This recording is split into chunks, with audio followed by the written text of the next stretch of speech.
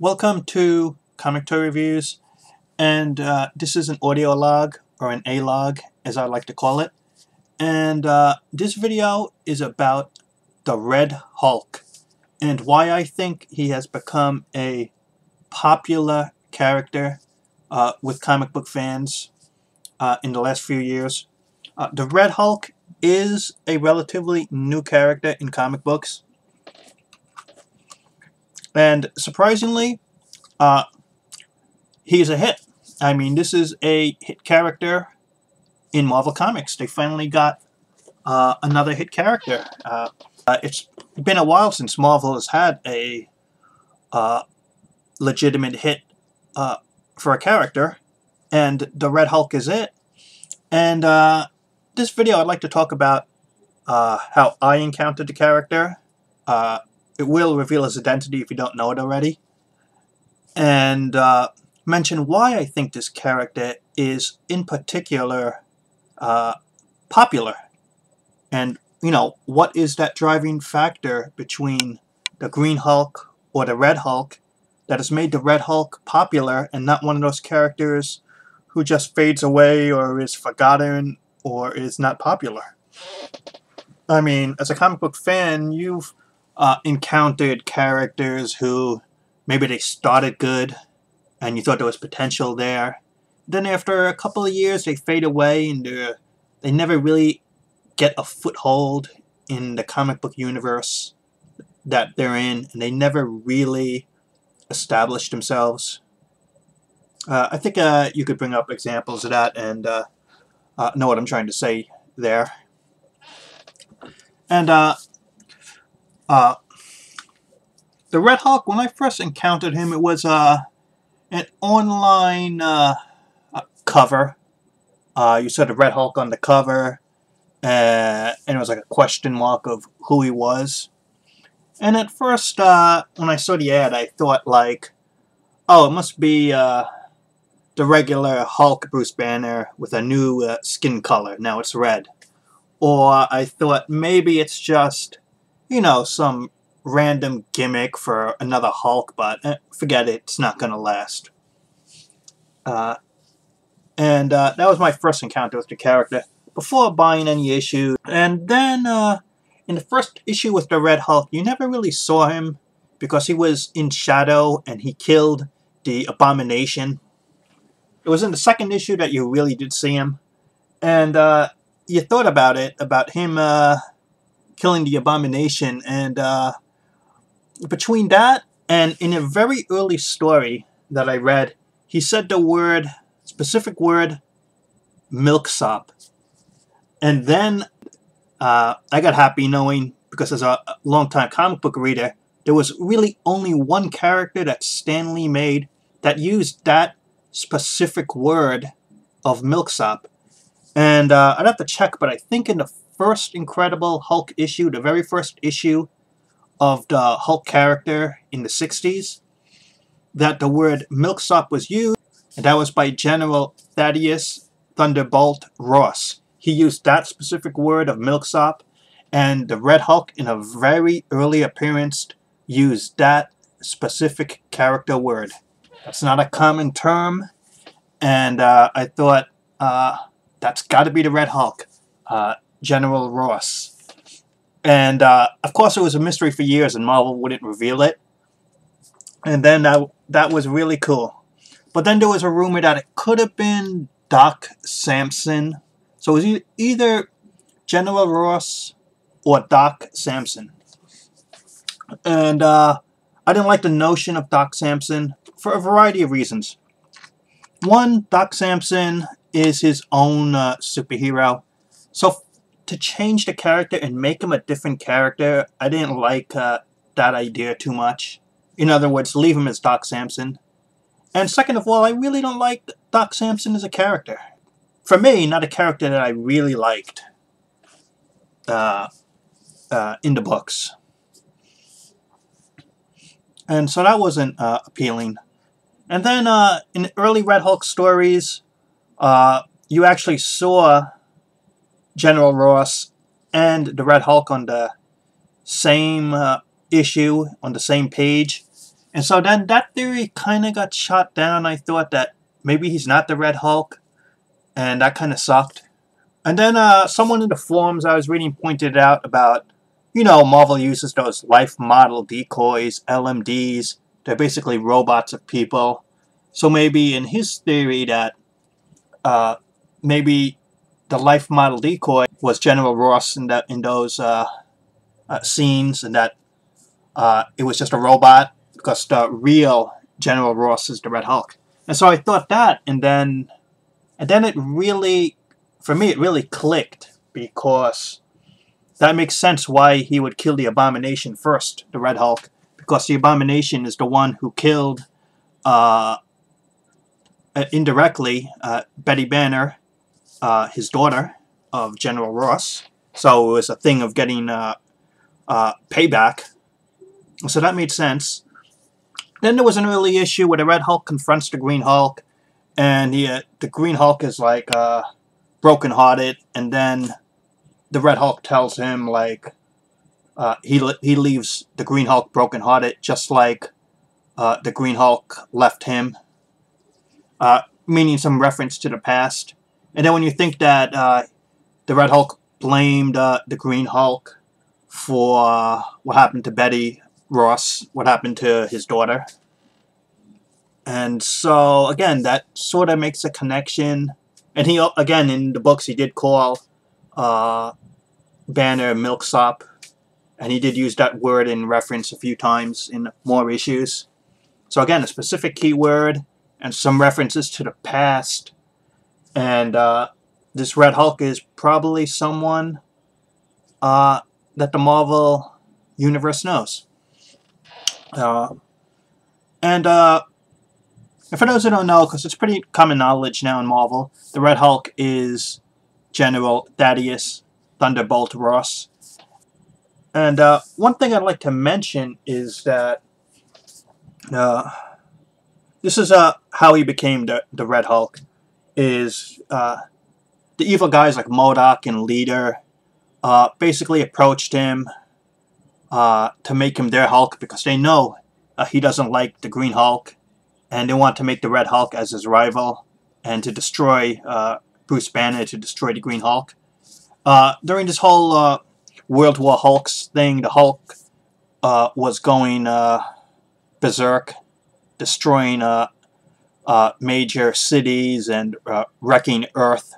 So General Ross decided the world is going through chaos, and they need someone. And what they did was they siphoned off energy from the Green Hulk, and then they redirected that energy to make General Ross the Red Hulk. And General Ross knew the deal, knew the people he was dealing with were evil.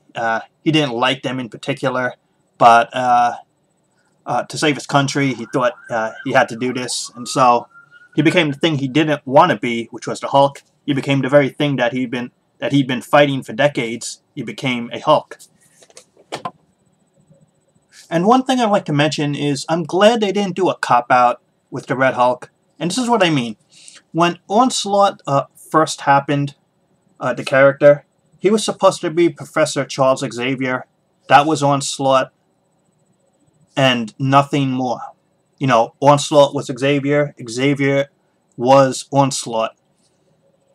Instead, they made it like it was Magneto's quote-unquote evil, and it was Professor Xavier's unexpressed emotions, and somehow they formed the entity of Onslaught, and the whole concept got watered down. And so Onslaught, in a way, wasn't connected to Magneto or Xavier, and that he was his own being, and the whole thing is just a bunch of like BS. I thought they could have went the BS route with the Red Hulk, said maybe he had the brain waves of General Ross, or maybe he had some thought patterns, or used someone else's body, or just, you know, some weird stuff, instead of just making it clear-cut and direct. And so, thankfully, Marvel didn't do a cop-out like that. They just made it clear-cut and direct. General Ross is the Red Hulk. That's it. And the final aspect of this video is, why is the Red Hulk appealing in particular? Just why, you know?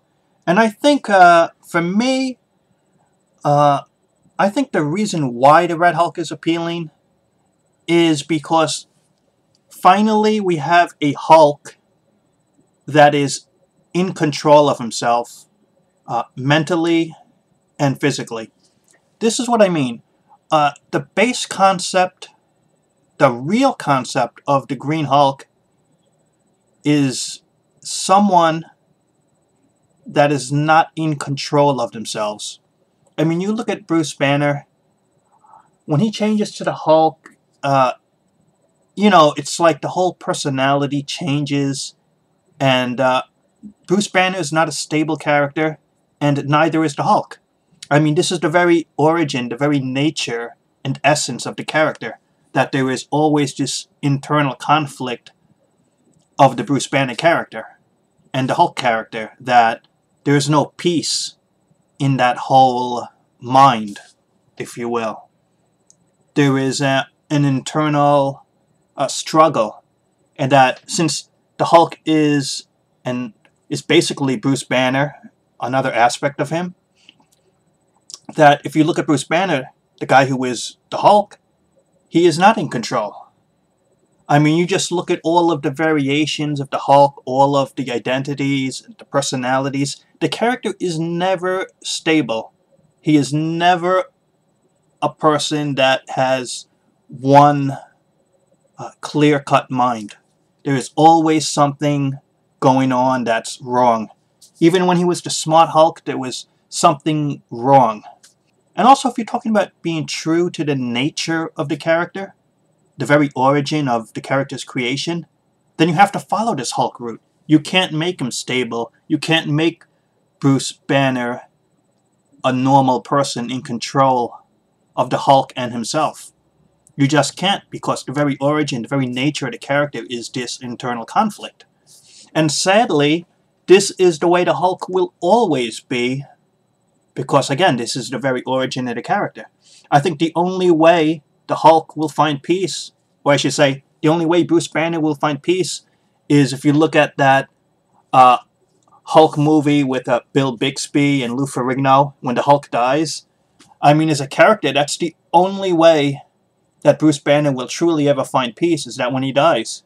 Because as a living, breathing person, in comic books, of course, this character can't find peace, because the very origin, the very nature, as I'm trying to explain here, is that he is this unstable character. I mean, that's the very nature of the Green Hulk. Decade after decade, I mean, this is who that character is. And I really don't find long-term that appealing. At least with the She-Hulk, when she was created, Jennifer Walters, he was a character that liked being a Hulk. She was in control of her mind. She was in control, even though she can't change to a human, she's in control of her body, she's in control of her mind. She's a normal, stable person. And that's what we got with the Red Hulk. Finally, since you can't do that to the Green Hulk and make him stable, you finally have a character in the Red Hulk that is stable in mind and in body, can control his transformations, and even if he couldn't change back to a human anymore, let's say, it really wouldn't matter, because I'd be cool with him just being the Red Hulk and staying that way. But the Red Hulk, that's the huge difference. And it might look small, this notion that I'm mentioning, but when you think about it, this notion that you finally have a Hulk that is stable and in control of themselves, that is a revolutionary change from the Green Hulk to the Red Hulk. I mean, that is a huge distinction between the two. So now, as a reader, you could finally enjoy the power, the rage, and the actions of a Hulk that is in control of themselves and is stable. And I think that is a key difference and a real good point and distinction, as I'm saying, between the two. Here you have a Hulk that's in control and a Hulk that is, as mentioned, stable. And that's the Red Hulk. And being that he is a normal character in mind, it's easy for him to join teams like the Avengers or the Defenders or what have you. It's easy that this character can be like that. And it's nice that he is an established character in General Ross, because you have the history of the character, and you have the history that finally you have a military guy who is now reformed. One thing with the Red Hulk is, since he was in the military, he knows military strategy. So that's pretty unique in comic books. Not too many military strategy people are around. Most superheroes are just civilians. And then you have the aspect that the Red Hulk is also sort of trying to make amends for his past in comic books. Now he's trying to be a hero. I knew early on when he appeared that eventually, even though he was portrayed as a villain and a bad guy, he was just too cool a character, and that this guy had to be at the very least an anti-hero, or he had to be a hero one day, because it's too good of a character.